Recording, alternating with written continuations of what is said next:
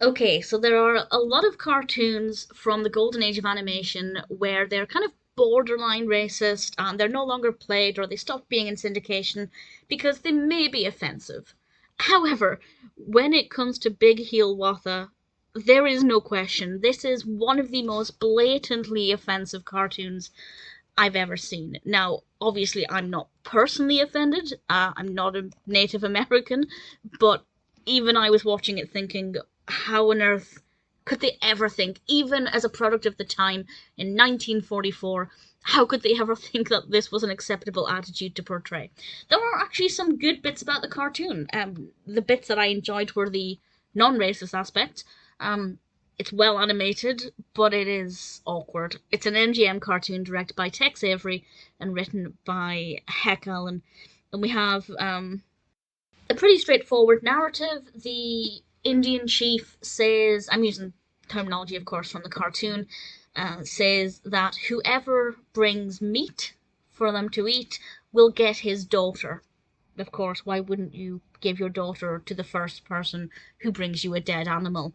And what happens is a sequence of various Native American characters, very stereotypical, very racist portrayals, of course, with their mannerisms, and I want to say the language they use. I'm not sure of the correct terminology here, but it's a basic hunting for animals, but with a lot of racial overtones, which is really awkward. And we also have Screwy Squirrel. To be honest, the character of Screwy Squirrel, oh, that's not easy to say. Screwy Squirrel is interesting enough. It is a popular MGM character. And I don't mind him, but to be honest, I feel like this character, this cartoon, would have worked better without him. I feel like it's too much going on because you have this character with a big personality, and you have these characters, the Native American characters, who are, because of these strong caricatures, they're also center of attention. And I feel like there are too many characters and too many personalities that it makes it difficult to know what you're meant to be looking at or indeed laughing at, dare I say. Not that it's funny. It obviously isn't. I can't. I'm going to just call him Squirrel.